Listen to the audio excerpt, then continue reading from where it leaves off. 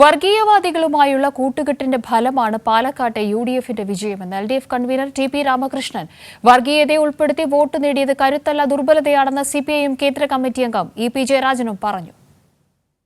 പാലക്കാട് മുൻ വർഷങ്ങളെക്കാൾ എൽഡിഎഫിന് വോട്ട് ലഭിച്ചെന്ന് എൽഡിഎഫ് കൺവീനർ ടി.പി. രാമകൃഷ്ണൻ.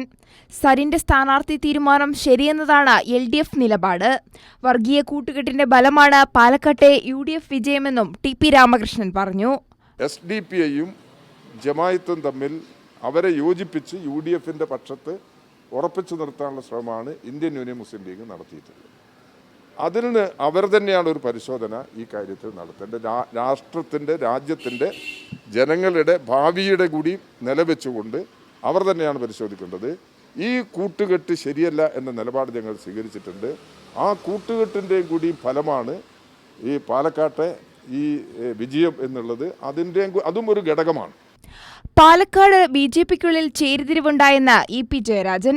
വർഗീയതയെ ഉൾപ്പെടുത്തി വോട്ട് നേടിയത് കരുത്തല്ല ദുർബലതയാണെന്നും ഇ.പി. ജയരാജൻ പറഞ്ഞു. പാലക്കാട് കാണാൻ കഴിഞ്ഞിട്ടുള്ളത് ബി.ജെ.പിയുടെ അതിനകത്തുണ്ടായിട്ടുള്ള വലിയ ചേരിതിരിവ്. അതിൽ അവിടെ മത്സരിച്ച സ്ഥാനാർത്ഥിയുടെ ചേരിക്കെതിരായിട്ടുള്ള ചേരിയെ പൂർണ്ണമായും പല വഴികളിലൂടെ യു.ഡി.എഫ് സ്വാധീനിച്ച് വോട്ടാക്കി മാറ്റിയിട്ടുണ്ട്.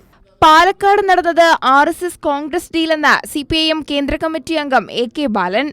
എസ്.ഡി.പി.എം ജമാഅത്ത് ഇസ്ലാമിയയുമായി യു.ഡി.എഫ് ഡീലുണ്ടാക്കിയെന്നും എ.കെ. ബാലൻ പറഞ്ഞു.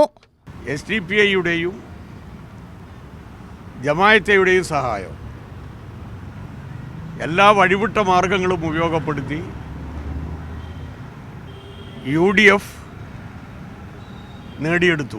പാലക്കാട് സിപിഐഎമ്മിന് വോട്ട് കൂടുകയാണ് ചെയ്തതെന്ന് മന്ത്രി പി രാജീവ്. തൃശൂരിൽ സഹായിച്ചതിനു പകരം പാലക്കാട് കോൺഗ്രസിനെ ബി.ജെ.പി സഹായിച്ചുവെന്നും പി രാജീവ് പറഞ്ഞു. ഞങ്ങളുടെ വോട്ട് കുറഞ്ഞിട്ടില്ലല്ലോ, ഞങ്ങളുടെ വോട്ട് കൂടിയിരിക്കുന്നു. ബി.ജെ.പിയുടെ വോട്ട് കുറഞ്ഞത് കോൺഗ്രസിന് കിട്ടിയിരിക്കുന്നു. അപ്പോൾ ഒരു പരസ്പര ഉപകാരം ഉണ്ടായിരിക്കും. News desk Kairali news.